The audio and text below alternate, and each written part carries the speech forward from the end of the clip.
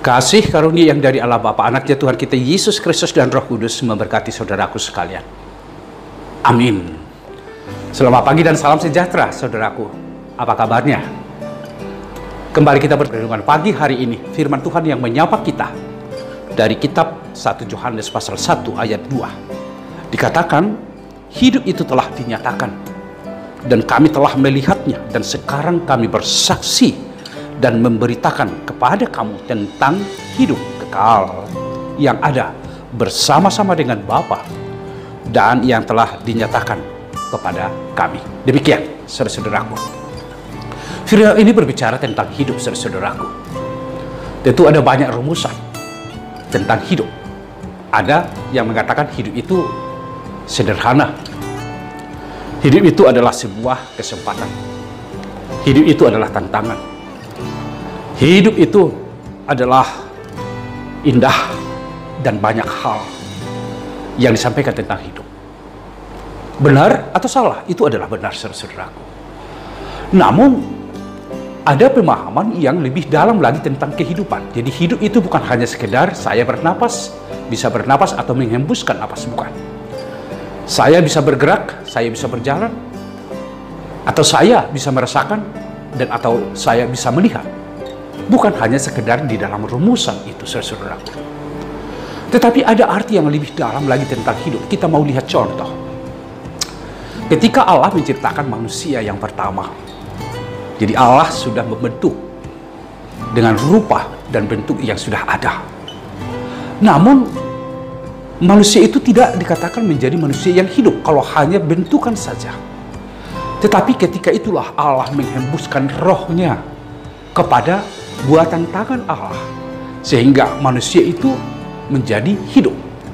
Jadi hidup itu kalau di dalam dirinya ada roh Allah. Itulah yang menggerakkan seluruh pikirannya, hatinya. Dalam arti dia akan mampu membedakan mana yang baik dan mana yang tidak baik. Mana jalan yang harus dijalani dan mana jalan yang harus dihindari. Sehingga pemahaman kehidupan itu di dalam konsepsi kehidupan orang-orang percaya, artinya adalah saya dikatakan hidup kalau di dalam diri saya ada roh Allah yang berdiam, dan roh Allah itulah yang menuntun dan menggerakkan saya untuk menjalani apapun bentuk kehidupan di dalam dunia ini. Saudara-saudaraku yang saya kasihi dalam Kristus Yesus, bagaimana Yohanes mengatakan hidup itu telah dinyatakan dan kami telah melihatnya. Saudara-saudaraku, lebih jauh lagi Yohanes mengatakan bahwa sesungguhnya hidup itu adalah Yesus Kristus. Di dalam dirinya, manusia itu menjadi hidup. Jadi orang yang menyatu dengan iman percayanya kepada Kristus itu sendirilah. Dan orang yang percaya sepenuhnya dan sungguh kepada Tuhan yang adalah Tuhan Maha Kuasa. Dan melalui Yesus Kristus, dia imani itu, maka itulah yang menjadi hidup. Tentu apa yang dilakukan oleh Kristus sehingga manusia hidup? Dia menebus kehidupan kita. Jadi penebusan ada terjadi.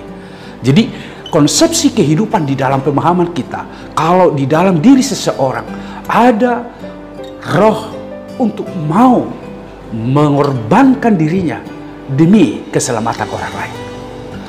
Yesus mengorbankan dirinya sehingga saya selamat. Saya bukan orang yang benar, tetapi saya dibenarkan oleh Allah. Tuhan sendiri, Allah sendiri turun dan berdiam di dalam diri kita. Di sana kita lihat dalam diri Yesus ada cinta kasih yang sungguh-sungguh, pengorbanan yang sungguh-sungguh, dan pengampunan yang sungguh-sungguh. Hidup yang benar di dalam diri orang yang benar selalu mengarahkan seluruh karyanya demi keselamatan orang lain. Nah, itu dalamnya saudara-saudaraku tentang hidup. Jadi saya hidup bukan sekedar saya bernapas dan selanjutnya. Tetapi saya hidup, tetapi memiliki arti yang sungguh, meneladani Kristus yang dilakukan oleh Kristus demi keselamatan orang lain, keselamatan keluarga, keselamatan sebuah komunitas atau bangsa ini. Di sanalah saya bergerak sebagai orang yang hidup di dalam Tuhan. Dan selanjutnya dikatakan saudara-saudaraku bahwa apapun pencapaian perolehan yang kita alami di dalam hidup di dunia ini, ingat saudara-saudaraku, itu sifatnya adalah temporer, sementara. Dan tidak ada kekekalan di dalamnya. Saya hidup dengan saya memiliki harta, saya memiliki kuasa, saya memiliki jabatan, itu akan berakhir. itu akan berakhir, dan itu sifatnya sementara. Sehingga bagaimana? Apakah itu yang saya harus kejar atau obsesi yang terus saya lakukan? Tidak. Tetapi yang saya lakukan, mencari dan mencapai bagaimana saya kepada kekekalan itu. Hidup saya sampai kepada kekekalan. Kekekalan itu adalah dalam pengenalan kita kepada Kristus. Dan Kristus itu sendirilah yang memberikan kita kehidupan untuk sampai kepada kekekalan. Di sanalah kekekalan. Kekekalan adalah hidup yang benar, hidup di dalam damai, hidup di dalam keadilan. Sehingga inilah yang kita perankan, saudara-saudaraku, di dalam komunitas. Selama kita ada di dunia ini, mari berlaku benarlah, berlaku adillah. Di dalam diri kita ada pengampunan yang sungguh, ada pengorbanan yang sungguh, bukan mengorbankan orang lain, tetapi demi keselamatan orang lain kita mau berkorban, dalam arti terlibat di dalam gerakan kepedulian terhadap sesama. Dengan membangun hidup yang seperti ini, maka hidup itu akan kita alami, saudara-saudaraku, bukan hanya di sini saja, tetapi hidup kekekalan akan kita alami. Oleh karena itu, saudaraku, firman Tuhan ini mengajak kita semua, temukanlah hidup di dalam Tuhan. Ketika kita percaya kepadanya, di dalam Yesus Kristus, dan meneladani Kristus itu, di sana akan kita memperoleh kehidupan, saudaraku. Yang kedua, libatkanlah dirimu dalam seluruh bentuk-bentuk pekerjaan benar, pekerjaan adil, pekerjaan damai, dan pengampunan di tengah-tengah kehidupan. Dengan hidup seperti itu, kehidupan kekal akan kita peroleh, saudaraku. Semangatlah bekerja. Tuhan memberkatimu, dan kiranya sukacita yang dari Allah menyertai saudaraku sekalian. Terima kasih Tuhan untuk firman ini.